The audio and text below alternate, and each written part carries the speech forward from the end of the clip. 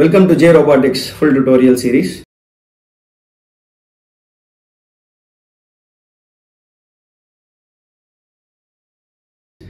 First video la enna paakalam appdi solli ketta basics of robotics na enna history அப்படின்றத நம்ம பாப்போம்.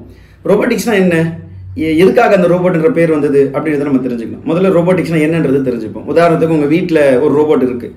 நிறைய பேரோட வீட்ல இப்போ வாஷிங் மிஷின்ஸ் இருக்கா? அந்த வாஷிங் மிஷின்ஸ் எடுத்துக்கோங்க. முன்னாடிலாம் நம்ம பார்த்தோம்னு சொல்லி சொன்னா செமி ஆட்டோமேட்டிக் வாஷிங் மிஷின் அப்படின்வாங்க. செமி ஆட்டோமேட்டிக்னா என்ன? எவ்வளோ துணி போடணும், எவ்வளோ தண்ணி போடணும், எவ்வளோ டிட்டர்ஜென்ட் போடணும், எவ்வளோ நேரம் சுற்றணும், எவ்வளோ நேரம் காயணும், அதை எடுத்து நம்ம போடணும், எல்லா வேலையுமே ஹியூமன் மைண்டு தான் டிசிஷன் எடுத்துக்கிட்டு இருந்துச்சு. இப்போ வீட்டில் பெரும்பாலான வீடுகளில் ஆட்டோமேட்டிக் வாஷிங் மிஷின்ஸ், அந்த ஆட்டோமேட்டிக் வாஷிங் மிஷினை ரோபோட்டுன்னு சொல்லலாம். எப்படி? துணி போடுறது மட்டும்தான் நீங்கள் எவ்வளோ தண்ணி வேணும், எவ்வளோ டிட்டர்ஜென்ட் வேணும், எவ்வளோ நேரம் சுற்றணும், எவ்வளோ நேரம் காயணும், முடிஞ்ச பிறகு உங்களுக்கு இண்டிகேட் பண்ணுறது எல்லாமே யார் பண்ணுறா? ரோபாட்டிக்ஸ், அந்த மிஷின் பண்ணுது. அந்த ஆட்டோமேட்டிக் வாஷிங் மிஷினை we can call it to be a robot. So அதே போல் இன்னொரு எக்ஸாம்பிள்னு சொல்லலாம். ஒரு கார் இருக்கு, ஒரு காரில் ஒரு ஓட்டிகிட்டு போய் ஒருத்தருங்க உங்களுக்கு ஸ்கூல்லையோ உங்கள் காலேஜ்லையோ நீங்கள் வேலைக்கு போகக்கூடிய இடத்துல விடுறாங்க. அது வந்து மேனுவலி ட்ரிவன் கார். ஒரு மேன் வந்து ஒரு ஹியூமன் பீங் வந்து டிரைவ் பண்ணுறாரு. அதுவே லெட்ஸ் அஸ்யூம் ஒரு டெஸ்லா ஆட்டோமேட்டிக் டிரைவிங் கார் இருக்குன்னு வச்சுக்கோங்களேன். நீங்கள் வீட்டுக்கு வெளியே வரீங்க, கார் வருது, காருக்குள்ள உட்காடுறீங்க. Hey car, take me to school. Hey car, take me to college or take me to office அப்படின்ற மாதிரி நீங்கள் சொல்கிறீங்க. சொன்ன உடனே அந்த கார் ஆட்டோமேட்டிக்கலாக டிரைவ் பண்ணி உங்களுடைய இடத்துக்கு போய் டெஸ்டினேஷனில் உங்களை சேர்த்துருச்சு அப்படின்னு சொல்லி சொன்னால் அந்த ஆட்டோமேட்டிக் காரையும் நம்ம ரோபாட்னு சொல்லலாம். ஸோ இதுதான் ஒரு ரோபாட். ஸோ ஒரு மிஷின் இருக்குன்னா அந்த மிஷின் ஆட்டோமேட்டிக்காக பண்ணுறது தான் நம்ம ரோபாட்னு சொல்லுவோம். இந்த வேர்டை காயின் பண்ணது கேரல் கேப்பாக் அப்படின்ற ஒரு ஃபிலிம் டைரக்டர். அவருடைய ஃபிலிமில் ஒரு மிஷின் மேன் தேவைப்படுது, ஒரு மிஷின் ஹியூமன் பீங் மாதிரியே பிஹேவ் பண்ணுற மிஷின் தேவைப்படுது. செக்கோஸ்லோவேக்கியா லாங்குவேஜில் ரோபோட்டான்ற வேர்டு இருக்குது. அந்த ரோபோட்டான்ற வேர்டுக்கு அர்த்தம் என்னன்னு சொல்லி கேட்டால் ஃபோர்ஸ்டு லேபர் ஆர் ஸ்லேவ், ஒரு அடிமை. அந்த வேர்ட் ரோபோட்டா எடுத்து ரோபாட் அப்படின்ற வேர்டை காயின் பண்ணி ஒரு படம் எடுக்கிறாரு, ஒரு ஷார்ட் ஃபிலிம் எடுக்கிறாரு. அது ஒரு அனிமேஷன்ற மாதிரியான கான்செப்ட்ல எடுக்கிறாரு. அந்த வேர்ட் ரோபோட் தான் right now we are using in the world which is an automatic machines. Automatic மிஷின்ஸ்ன்றது தான் கரெக்டான ஒரு சினானியமா இருக்கும், மீனிங்கா இருக்கும். ஸோ இதுதான் ரோபோட் சம்மந்தப்பட்டது. சரியா?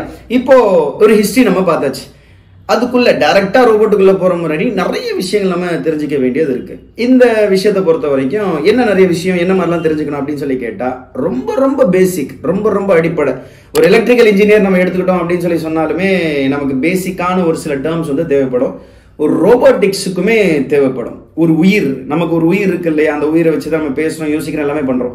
ரோபோட்டிக்ஸ்க்கு உயிர்னா என்ன பண்ணுவாங்க அப்படின்னு சொல்லி கேட்டா பேட்டரிஸ் இல்ல சோர்ஸ் ஆஃப் எனர்ஜி, பவர் சோர்ஸா இருக்கலாம், இல்ல டிசி சப்ளை நீங்க மாத்தி ஏசி டிசி சப்ளை எடுக்கலாம். அதை பத்தி நம்ம ஃபுல்லா பார்ப்போம் இன்னும் கொஞ்சம் நேரத்துல, அடுத்தடுத்த சீரீஸ்ல நம்ம பார்ப்போம். ஸோ அந்த பேட்டரி சம்பந்தமா நம்ம நிறைய பார்க்க வேண்டியது இருக்கு. ஏன்னா நிறைய பேருக்கு இது என்னன்னே தெரியல.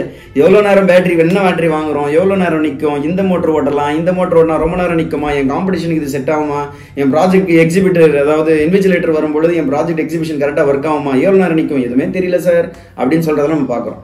இப்போ இவங்களுக்கெல்லாம் இந்த ஒரு சீரீஸ்ல நம்ம பார்க்கக்கூடிய இந்த டெஃபினேஷன் ரொம்ப ரொம்ப யூஸ்ஃபுல்லா இருக்கும். அப்போ ஃபர்ஸ்ட் என்ன பார்க்க போறோம் அப்படின்னு சொல்லி கேட்டா டெக்னிக்கலான first term voltage and current. இதுக்கே நம்ம நிறைய முன்னாடி பார்க்க வேண்டியது இருக்கு. சார்ஜ், அந்த மாதிரி நிறைய கான்செப்ட்ஸ் பார்க்க வேண்டியது இருக்கு. நம்மளுடைய ஃபோக்கஸ் எல்லாமே ரோபாட்டிக்ஸ் அப்படின்னு இருக்கிறதுனால நாம பேசிக்கா என்ன பண்ண போறோம்னா இந்த பேட்டரி சம்பந்தமா பார்க்க போறோம். இந்த பேட்டரி என்ன, இந்த மாதிரி நிறைய வகை இருக்கு. So lithium polymer, lithium ion, lead acid, nickel metal hydride, NiMH, அந்த மாதிரி நிறைய இருக்கிறத நம்ம பார்க்குறோம். அதில் பேசிக்கா நம்ம என்ன பார்க்க போறோம் அப்படின்னு சொல்லி கேட்டா இந்த வோல்டேஜ் அண்ட் கரண்ட். நிறைய எலக்ட்ரிக்கல் இன்ஜினியர்ஸ் இதை புரிஞ்சுக்கவும், அண்டர்ஸ்டாண்ட் பண்ணிக்கவும், எக்ஸ்பிளைன் பண்ணவும் ரொம்ப ரொம்ப சிரமப்படுவாங்க. உண்மையாவே எவ்வளோ கஷ்டமா அப்படின்னு பார்த்தா கண்டிப்பாக கிடையாது. ரொம்ப ஈஸியாக யார் வேணாலும் புரிஞ்சுக்கலாம். இதுக்கு நிறைய எக்ஸாம்பிள்ஸ் நான் சொல்ல போறேன். அந்த எக்ஸாம்பிள்ஸ் நீங்கள் கவனிச்சாலே போதும். அதே போல நம்ம ஏற்கனவே சொன்ன மாதிரி இந்த வீடியோட எண்டில் நிறைய கொஸ்டின்ஸ் வரும் இல்லையா, இது பேஸ் பண்ணி தான் நிறைய கேட்க போறோம். ஸோ நல்ல கவனமாக நீங்கள் வாட்ச் பண்ணுங்க. இதில் என்ன பார்க்க போறோம்னு சொல்லி கேட்டால் முதல்ல வோல்டேஜ்னா என்ன, கரண்ட்னா என்ன, அதை பேஸ் பண்ணி எப்படி ஓடுது இந்த எலக்ட்ரானிக் டிவைசஸ். இப்போ செல்ஃபோன் நான் யூஸ் பண்ணி, ஒரு செல்ஃபோன் யூஸ் பண்ணியோ ஒரு கேமரா யூஸ் பண்ணியோ நான் ரெக்கார்ட் பண்ணுறேன், அதில் பேட்டரிஸ் இருக்குது. அதே போல் நான் இப்போ ரோபோட்டை யூஸ் பண்ண போகிறேன், அதில் பேட்டரிஸ் இருக்குது. லேப்டாப் யூஸ் பண்ணுறேன், அதில் பேட்டரிஸ் இருக்குது. செல்ஃபோன்ஸ், வாட்சஸ், என்னென்னலாம் கிளாக்ஸ் எல்லாமே நாம எலக்ட்ரானிக் டிவைசஸில் ரன் ஆகுது, எல்லாமே பேட்டரிஸில் தான் போகிறத நம்ம பார்க்குறோம். அந்த வோல்டேஜ்னு என்ன, கரண்ட்னா என்ன, எதனால் அந்த வார்த்தைகள் திரும்ப திரும்ப வருதுன்றதை நம்ம புரிஞ்சுக்கணும். இதுதான் சோர்ஸ் ஆஃப் பவர். இது இல்லைன்னா அது செத்த பணம் அப்படின்னு சொல்லி சொல்லுவாங்க இல்லையா, அதுதான் அது. இப்போ இந்த வோல்டேஜை பத்தி பார்க்குறோம் அப்படின்னு சொல்லி சொன்னா இந்த வோல்டேஜ் எடுத்துக்கோங்க. Potential difference between 2 points. இதுதான் சின்ன வயசுலேருந்து படிச்சுட்டு இருக்கோம். சார் இது சொல்றதுக்கு தான் இவ்வளோ பெரிய வீடியோ போட்டு புதுசாக பண்ணுறீங்களா அப்படின்னு கேட்கலாம். பட் நான் இதோட நிப்பாட்ட போடுறது கிடையாது. நீங்கள் புரிஞ்சுக்கிற மாதிரி ரொம்ப அழகான ஒரு சில டெஃபினேஷன்ஸை நான் ஒரு சில எக்ஸாம்பிள்ஸை நான் கொடுக்க போகிறேன்.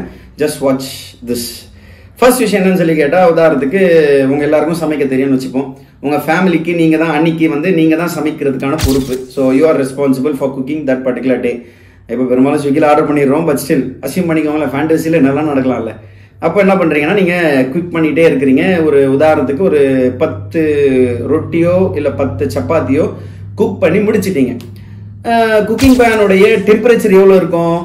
பாஸ் பண்ணிவிட்டு நீங்கள் கமெண்ட்டில் போடுங்களேன். அப்ராக்சிமேட் வேல்யூ இருந்தால் போதும். போட்டிங்களா? சரி, ஒரு அப்ராக்சிமேட்டாக எதை வச்சு கால்குலேட் பண்ணலாம்? ஒரு அப்ராக்சிமேட் வேல்யூ தான் நம்ம கேட்டோம். நமக்குமே அக்யூரேட்டாக தெரியாது, அது வேரி ஆகிட்டே இருக்கும். தண்ணியோடைய வாட்டர் ட்ராப்லெட் போட்ட உடனே எவாபரேட் ஆகும். So we can understand it's more than 100 degree Celsius. Water boiling point of water is 100 degree Celsius. போட்ட உடனே எவாபரேட் ஆயிருது. இது போட்ட உடனே எவாபரேட் ஆயிருது, அப்போ 100க்கு மேலே இருக்கும் அப்படின்றத நம்ம புரிஞ்சுக்கலாம். ஆமாம், கரெக்டு தான், 100க்கு மேலே இருக்கும். ஒரே ஒரு ரஃப் நம்பர் எடுத்துக்கிறோம். ஓகே சார், ஜஸ்ட் 200, அதுவே ரஃப் நம்பர். ஏன் 200 போனீங்க அப்படின்றதுலாம் எதுவும் கிடையாது. 100க்கு மேலே இருக்கணும். ஒரு 200ன்னு வச்சுப்போம், ஒரு round of number. Human body temperature என்ன இன் டிகிரி செல்சியஸ்? கமெண்ட்ல போடுங்க பார்ப்போம். போட்டாச்சா? இப்போ அடுத்ததான் நீங்க பாத்தீங்கன்னு சொல்லி சொன்னா, ஹியூமன் பாடி டெம்பரேச்சர் 36.9 வரும். 37 வச்சுக்கலாமே, ரவுண்ட் ஆஃப் நம்பர். அது 200 டிகிரி செல்சியஸ். இப்போ உதாரணத்துக்கு நான் ஒரு எக்ஸாம்பிள் எடுத்துக்கிறேன். இதுதான் என்னுடைய குக்கிங் பேன். அந்த குக்கிங் பேன்ல நான் என்ன பண்ண போறேன் அப்படின்னு சொல்லி கேட்டா, என்னுடைய கை விரலை வைக்க போறேன். கை வச்ச உடனே என்ன செய்யும்? என்ன சார் கேள்வி இது? கை சுட்டு கையெல்லாம் எரியும். கரெக்டு தான். டெக்னிக்கலா நீங்க யோசிச்சு பாத்தீங்க அப்படின்னு சொல்லி சொன்னா, இந்த இடத்துல நீங்க கை வச்ச உடனே எலக்ட்ரான் டிரான்ஸ்ஃபர் நடக்கும், இல்ல எனர்ஜி டிரான்ஸ்ஃபர் நடக்கும். எதுக்கும் எனர்ஜி டிரான்ஸ்ஃபர் நடக்குது? ஒரு ஹையா இருக்கக்கூடிய ஹை டெம்பரேச்சர்ல இருக்கக்கூடிய குக்கிங் பேன்ல இருந்து அந்த ஹீட்டு லோ டெம்பரேச்சர்ல இருக்கக்கூடிய ஹியூமன் பாடிக்கு டிரான்ஸ்ஃபர் ஆகுது. அப்போ எந்த அடிப்படையில் டிரான்ஸ்ஃபர் ஆகுது? அதை குவான்டிஃபை பண்ணணும்னா என்ன பண்ணலாம்? Cooking pan of temperature of cooking pan எவ்வளவு சொன்னோம்? 200 டிகிரி செல்சியஸ். ஹியூமன் பாடியுடைய டெம்பரேச்சர் எவ்வளவு?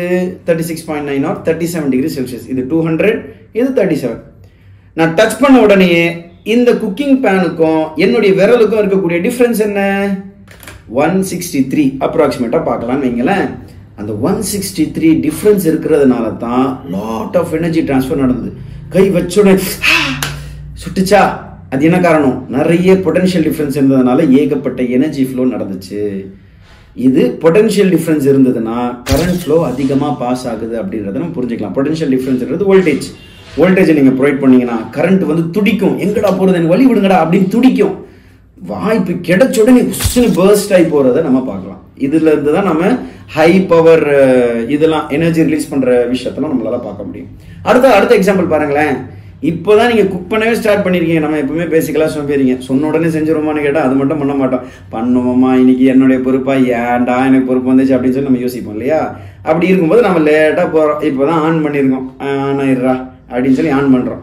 ஆன் பண்ண கை வைக்கிறீங்க. நம்ம தூக்கி போட்டு கூட விளையாடும். இது அடுத்து போறது, அங்க எடுத்து இங்க போறது எல்லாமே நம்ம செய்வோம்ல. அப்படி நாங்க செய்யும் பொழுது அந்த குக்கிங் பேனுடைய டெம்பரேச்சர்ல நீங்க ஈஸியா பண்ண முடியுமே, அந்த அளவுக்கு சூடு இருக்காது. ஏன்? Potential difference is less. கம்மியான பொட்டன்ஷியல் டிஃபரன்ஸ் தான் இருக்கும், வோல்டேஜ் கம்மியா இருக்கும். நீங்க இதுதான் குக்கிங் பேன் அப்படின்னா தாராளமா தொடலாம், நீங்க கை வைக்கலாம், விரல வைக்கலாம், என்ன வேணாலும் பண்ணலாம். உங்களுக்கு எந்த வகையிலுமே சுடாது. அப்போ வோல்டேஜ் கம்மியா இருந்தா, பொட்டன்ஷியல் டிஃபரன்ஸ் கம்மியா இருந்தா கரண்ட் ஃப்ளோ கம்மியா இருக்கும். பொட்டன்ஷியல் டிஃபரன்ஸ் அதிகமா இருந்தா கரண்ட்டும் அதிகமா இருக்கும். இதை தான் நம்ம பேட்டரி எடுத்துக்கிறோம். நீங்க இதுதான் ஒரு பேட்டரி. இந்த பேட்டரியில பிளஸ் இருக்கும், மைனஸ் இருக்கும் இல்லையா? இதுக்கும் இந்த பாயிண்ட்டுக்கும் இருக்கக்கூடிய டிஃபரன்ஸ் தான் பொட்டன்ஷியல் டிஃபரன்ஸ். இதுக்கு ஒரு வயரை கனெக்ட் பண்ணி விட்டுட்டீங்க அப்படின்னா பிளஸ்ல இருந்து மைனஸ் எனர்ஜி ஃப்ளோ ஆகும். அதுக்காக தான் பேட்டரி கொடுக்குறாங்க. சரியா? இது நமக்கு புரிஞ்சிருச்சு. அடுத்ததான் நான் ஒரு எக்ஸாம்பிள் சொல்றேன். இப்போ நமக்கு சாக்கெட்ஸ் இருக்கு, எலக்ட்ரிக்கல் சாக்கெட்ஸ். இந்த மாதிரி 3 இருக்குமா, மேல 1 கீழே 1 கீழே 1. பொட்டன்ஷியல் டிஃபரன்ஸ் என்னன்னா இதுக்கும் மத்தியில் இருக்கக்கூடிய டிஃபரன்ஸ். நீங்க டெஸ்டர் வச்சு பாத்தீங்கன்னா ஒன்னத்துல லைட் எரியும், ஒன்னத்துல லைட் எரியாது. ஏன் யோசிச்சுட்டு இருக்கீங்களா? நீங்க யோசிக்கக்கூடிய விஷயத்த பாத்தீங்க அப்படின்னு சொல்லி சொன்னா, எந்த இடத்துல லைட் டெஸ்டர்ல எரியுதோ அங்கதான் நமக்கு ஹையான பொட்டன்ஷியல் இருக்கு. எந்த இடத்துல கம்மியா இருக்குதோ அங்க லோரான பொட்டன்ஷியல் இருக்கு. ஸோ ஒரு வயர் எடுத்து இதுக்கும் இந்த 2 பாயிண்ட்டுக்கு மத்தியில மாட்டி விட்டுட்டீங்க அப்படின்னா பொட்டன்ஷியல் டிஃபரன்ஸ் இஸ் கிரியேட்டட். அந்த பொட்டன்ஷியல் டிஃபரன்ஸ் தான் வோல்டேஜ். அதுதான் 220 வோல்ட் சப்ளை அப்படின்லாம் சொல்லுவாங்க. எவ்வளவு வீட்டு சப்ளை அப்படின்னு கேட்டா 240 வோல்ட்டுங்க. அது 190 120 190 180 தாங்க வருது அப்படின்ற மாதிரி நிறைய பேர் புலமை பார்த்துருப்பீங்க எலக்ட்ரீஷியன்ஸ். அப்போ நீங்கள் இங்கே பார்க்கும் பொழுது இதுதான் வோல்டேஜ், இது மத்தியில் ஃப்ளோ ஆகிறது தான் கரண்ட் அப்படின்னு சொல்லி நம்ம சொல்கிறோம். சரி, இதுக்கு வேறு ஏதாவது எக்ஸாம்பிள் இருக்கா அப்படின்னு சொல்லி கேட்டால் கண்டிப்பாக இருக்குது. வீட்டுக்கு மேலே டேங்க் இருக்குன்னு வச்சுப்போம். வீட்டுக்கு மேலே தண்ணி டேங்க் இருக்குதா? ஒரு 3 மாடி இருக்குது, 4வது மாடியில் டேங்க் இருக்குன்னு வச்சுப்போமே. அடியில் கிரவுண்ட் ஃப்ளோரில் ஒருத்தர் டேப்பை ஃபுல் ஸ்பீடில் ஓப்பன் பண்ணுறாரு. 4th ஃப்ளோரில் டேங்க்கு பக்கத்திலே ஒருத்தர் ஃபுல் ஸ்பீடில் ஓப்பன் பண்ணுறாரு. எந்த டேப்பில் அதிகமான தண்ணி வரும்? Ground Flora 4th Flora? கமெண்ட்டில் போடுங்க பார்ப்போம், நான் வெயிட் பண்ணுறேன். ஓகே, போட்டிங்களா? கண்டிப்பாக கிரவுண்ட் ஃப்ளோரில் தான் இருக்கும். கிரவுண்ட் ஃப்ளோரில் நீங்கள் ஓப்பன் பண்ணிங்கன்னா அதிகமான தண்ணி வரும். ஏன்? தண்ணின்றது கரண்ட் மாதிரி. அந்த டேங்குக்கும் டேப்புக்கும் மத்தியில் இருக்கக்கூடிய height difference is known as potential difference or we call it a voltage. அந்த வோல்டேஜ் அதிகமாக இருந்தால் தண்ணி திறந்த உடனே ஃபுல் ஸ்பீடில் ஒரு அப்பார்ட்மெண்ட்லாம் நிறைய 7th ஃப்ளோர் 8th ஃப்ளோரில் இருக்கக்கூடிய இடத்துல கீழ் டேப்பில் நீங்கள் ஓப்பன் பண்ணிங்கன்னா அவ்வளோ ஃபோர்ஸ் இருக்கும். மேல் டேப்பில் ஓப்பன் பண்ணிங்கன்னா கம்மியாக இருக்கும். காரணம் என்ன? அங்கே வோல்டேஜ் வந்து கம்மியாக இருக்குது. ஸோ அப்போ தண்ணி ஃப்ளோவை தான் நம்ம கரண்ட்டுன்னு சொல்கிறோம். இப்போ நீங்கள் இது புரிஞ்சுக்கிட்டீங்க அப்படின்னா நெக்ஸ்ட் ஸ்டெப்புக்கு வாங்க. இப்போ இதெல்லாம் பார்க்குறது ஈஸியாக இருக்குல்ல, யாருங்களும் புரிஞ்சுக்கலான்ற மாதிரி இருக்குல்ல. அடுத்த ஸ்டெப்னு சொல்கிறேன், இதுதான் உங்களுக்கு ரொம்பவே இன்ட்ரிகிங்காக இருக்கும், ரொம்பவே உங்களுக்கு ஆர்வம் ஊட்டக்கூடியதாக இருக்கும். அடுத்து என்ன எக்ஸாம்பிள்? இப்போது தண்ணியை டேப்பை திறந்து நான் வந்து ஃபேஸ் வாஷ் பண்ணிக்கிட்டு இருக்கேன் இல்லையா? ஃபேஸ் வாஷ் பண்ணிக்கிட்டே இருக்கிறேன். உங்ககிட்ட ஒரு கிராவிட்டி சுவிட்சை கொடுத்துட்டேன். நீங்கள் என்ன பண்ணுறீங்க? இந்த சார் ரொம்ப பேசுகிறான், இவன் முடிச்சிருவோம் இவன் கதையை அப்படின்ற மாதிரி பண்ணி இவன் ஏதாவது நம்ம இது பண்ணணுமேன்னு சொல்லி கிராவிட்டியை ஆஃப் பண்ணி விட்டுறீங்க. நான் என்ன பண்ணுறேன்? தண்ணியை கலெக்ட் பண்ணி ஃபேஸ் வாஷ் பண்ணுறேன். தண்ணியை கலெக்ட் பண்ணி ஃபேஸ் வாஷ் பண்ணுறேன். பண்ணிக்கிட்டே இருக்கும்போது கிராவிட்டி ஆஃப் பண்ணிட்டீங்க. என்ன ஆகும்? யோசிச்சு பாருங்க. தண்ணி அப்படியே அங்கங்கன்னு நின்றுடும். உங்களுக்கு வோல்டேஜே இருந்தாலும் கரண்ட்டே ஸ்டாக்ல இருந்தாலும் கிராவிட்டின்ற ஒரு விஷயம் இல்லைன்னா தண்ணி வந்து கீழேயே விழாது. அப்போ இதுக்கும் என்ன சம்பந்தம்? இப்போ இங்கே ஒரு பேட்டரி இருக்குது. இந்த பேட்டரியில் ஒரு டிவைஸை நீங்கள் மாட்டலை, என் டிவைஸ், ஒரு பிடிச்சி இழுக்கிற டிவைஸ் எதுவும் இல்லை அப்படின்னா கரண்ட்டே இருந்தாலும் வோல்டேஜே இருந்தாலும் உங்களுக்கு கரண்ட் ஃப்ளோ நடக்கவே நடக்காது. we need end device to have a flow of current. இப்போ உதாரணத்துக்கு இது எதுக்காக இதை சொல்கிறோம் அப்படின்னு சொல்லி கேட்டால் நீங்கள் புரிஞ்சுக்கணும். என்ன புரிஞ்சுக்கணும் அப்படின்னு சொல்லி கேட்டால், சார்ஜர் வீட்டில் மாட்டி வைப்போம், சுவிட்ச் ஆன் பண்ணியே வச்சிரும். அம்மா அப்பா வந்து திட்டுவாங்க, அடே அந்த சார்ஜர் ஆஃப் பண்ணி தொலையண்டா, யூஸ் பண்ண பிறகு அதையே போய் வச்சுட்டு இருக்கிறியே அப்படின்ற மாதிரி கேட்பாங்க. மறந்துட்டோமே, இவங்க திட்டுற மாதிரியே நம்ம நடந்துக்கிறோமே அப்படின்ற மாதிரி நம்ம யோசிச்சிருப்போம்ல. டெக்னிக்கலாக யோசிச்சு பார்த்தீங்க அப்படின்னு சொல்லி சொன்னால், சார்ஜரை மாட்டி வச்சுட்டு செல்ஃபோனை நீங்கள் மாட்டலை அப்படின்னா கரெக்டாக கெஸ் பண்ணிட்டீங்க, கரண்ட் ஃப்ளோ 0, கரண்ட்டே வேஸ்ட் ஆகாது, உங்கள் சார்ஜர் ஒன்றும் ஆகாது, பவர் வந்து அங்கே 0, கரண்ட் 0 இருக்கிறதுனால V × I தான் பவர் 0 ஆயிரும். அப்போ வீட்டில் போய் இனிமேல் சொல்லலாம், ஆஹா கரண்ட் ஃப்ளோலாம் வேஸ்ட், அதுக்குன்னு சண்டை போட்டுட்டு இருக்காதீங்க. கரண்ட் ஆனில் இருந்தால் மற்ற ஏதாவது டேமேஜ் ஆகக்கூடிய வாய்ப்பு இருக்குது. அதனால் சேஃப்டிக்காக நீங்கள் ஆஃப் பண்ணிக்கோங்க. Technically speaking current flow is 0. Okay, அடுத்ததாக இன்னொரு எக்ஸாம்பிள் நான் சொல்கிறேன். இந்த எக்ஸாம்பிள் எப்படி சொல்லி இந்த வோல்டேஜ் அண்ட் கரண்ட்டை புரிஞ்சுக்கலாம்னு சொல்லி கேட்டால், ஒரு ரூம் ஃபுல்லாக, ஒரு ரூம் இருக்குது, நம்மளுடைய ரூம் இருக்குது, ஃபுல்லாக க்ளோஸ் பண்ணிட்டேன். எந்த செவரு, எந்த விண்டோ, எந்த ஒரு கேட்டு, டோர் எதுவும் கிடையாது, ஏசி கிடையாது, ஃபேன் கிடையாது, எதுவும் கிடையாது. லாக் பண்ணிட்டாங்க, ஃபுல்லாக போட்டு சிமெண்ட் போட்டு மூட்டு போயிட்டாங்க. இப்போ நான் அங்கே இருக்கிறேன் அப்படின்னு வச்சுக்கோங்களேன், என்னால் முடிஞ்ச அளவு ஆக்சிஜன் நான் எடுப்பேன். என் கூட இன்னொருத்தர் இருக்கிறாருன்னு வைங்களேன், அவருடைய தேவையான ஆக்சிஜன் அவர் எடுத்துக்கிட்டே இருப்பார். ஒரு பாயிண்ட் ஆஃப் டைம் அந்த ரூமில் இருக்கக்கூடிய ஆக்சிஜன்லாம் நான் எடுத்துட்டு யூஸ் பண்ணிக்கிட்டே இருப்பேன். அது இந்த ஆக்சிஜனுடைய லெவல் தான் பேட்டரியுடைய பவர். அந்த இப்போ 2 மோட்டர் மாட்டிட்டோன்னு வைங்களேன், பேட்டரிக்கு 2மே ஓடிக்கிட்டே இருக்கும், சத்தம் ஓடிக்கிட்டே இருக்குமா. ஒரு கட்டத்தில் என்ன ஆகும்? பேட்டரியுடைய சார்ஜ் கம்மியாகும். அப்போ மோட்டர் என்ன ஆகும்? அப்படின்ற மாதிரி கொஞ்சம் கொஞ்சமாக ஓடுறதை நீங்கள் பார்ப்பீங்க. ஒரு கட்டத்தில் என்ன ஆகும்? நான் என்ன பண்ணுவேன், இந்த ரூமில் இருக்கிறதுனால சஃபோகேட் பண்ணுவேன், என்னால் மூச்சு வாங்க முடியலையே, எனக்கு ஆக்சிஜன் கொடுங்க அப்படின்னு சொல்லி நான் சொல்லுவேன். ஒரு கட்டத்தில் நான் ஆக்சிஜன் எல்லாமே இன்ஹேல் பண்ணி கார்பன் டை ஆக்சைடாக எக்ஸேல் பண்ணிகிட்டே இருப்பேன். என் கூட இருக்க ஒருத்தர் அவரும் ஆக்சிஜன் இன்ஹேல் பண்ணி கார்பன் டை ஆக்சைடை எக்ஸேல் பண்ணிகிட்டே இருப்பார். ஒரு பாயிண்ட் ஆஃப் டைமில் சுத்தமாக ஆக்சிஜன் இருக்காது, நான் அப்படின்னு ஆயிரும் இல்லையா? அப்படி நம்ம கணக்கு போடும் பொழுது அதே மாதிரி தான் நம்முடைய மோட்டார்ஸுமே முடிஞ்ச வரைக்கும் சுற்றுது. எனர்ஜி எவ்வளோ தேவையோ அது வாங்கிட்டே இருந்துச்சு. எனர்ஜி இல்லையா, அவ்வளோதான், எப்பா என்னால் முடியலடா, என்ன விட்டுருங்கடா எப்பா அப்படின்ற மாதிரி அதுவும் ஆஃப் ஆயிரும். இப்போ இந்த 3 எக்ஸாம்பிளை வச்சு வோல்டேஜ் அண்ட் கரண்ட்டை கொஞ்சம் விஷுவலைஸ் பண்ணுங்க. இதுதான் நீங்கள் அண்டர்ஸ்டாண்ட் பண்ணிக்கிறதுக்கான பேசிக்கான ஒரு கான்செப்ட். ஸோ வோல்டேஜ் ஃபார்முலா பொறுத்த வரைக்கும் உங்கள் ஸ்க்ரீனில் வர மாதிரி ஓம்ஸ்லா, பேசிக்கான ஓம்ஸ்லா சொல்லுவோம், V = IR அப்படின்னு சொல்லுவோம். பவர்லான்னு சொல்லுவோம், P = VI. இதுவே நம்மளுடைய ரோபோட்டிக்ஸ்க்கான கால்குலேஷனுக்கு ஆல்மோஸ்ட் ஓகே. அது இல்லாமல் பேட்டரியுடைய கெப்பாசிட்டிக்காக இன்னொரு ஃபார்முலா இருக்குது. அந்த ஃபார்முலா நம்ம அடுத்தடுத்த வீடியோவில் நம்ம சொல்லுவோம். இது நீங்கள் தெரிஞ்சுக்கிட்டீங்கனாலே என்ன மாதிரியான ரோபோட்டாக இருக்கட்டும், என்ன மாதிரியான விஷயங்களாக இருக்கட்டும், along with the use of these kinds of multimeters, இந்த மாதிரி நிறைய மல்டிமீட்டர்ஸ் இருக்குது, நீங்கள் இதெல்லாம் நீங்கள் பார்த்துருக்கலாம். ஸோ இந்த மல்டிமீட்டர்ஸோட யூஸ்லாம் வச்சுக்கிட்டு ஒரு ரோபோட் எவ்வளோ நேரம் ஓடும், என்ன பேட்டரி வாங்கலாம், எப்படி செய்யலாம், எல்லாத்தையும் நீங்கள் கற்றுப்பீங்க. ஸோ இதுதான் ஸ்டார்டிங். நான் சொன்ன மாதிரி இந்த வீடியோ எண்டில் நீங்கள் டிஸ்கிரிப்ஷன் போனீங்கன்னு சொன்னால் உங்களுக்கு எல்லா விதமான கூகுள் ஃபார்ம்ஸ் எல்லாமே இருக்கும். அதில் போய் குவிஸ் அட்டன் பண்ணுங்கள். அதில் ஃபுல் மார்க் எடுக்கிறவங்களுக்கு கண்டிப்பாக எல்லாரையும் செலக்ட் பண்ணிட்டு அந்த செலக்ட் பண்ண கேண்டிடேட்ஸ்ல 3 பேர் குழுக்கள்ல ரேண்டமா எடுத்துட்டு அவங்களுக்கு ஃப்ரீ கிட்ஸை நம்ம கொடுக்க போறோம். ஸோ கடைசி வரைக்கும் பாருங்க. அடுத்த வீடியோக்காக வெயிட் பண்ணுங்க. ஃபுல் ரோபோட்டிக் சீரிஸ் டுட்டோரியலை ஃபுல்லா வாட்ச் பண்ணுங்க. கண்டிப்பா உங்களுக்கு வேல்யூபிளா இருக்கும். தேங்க்யூ.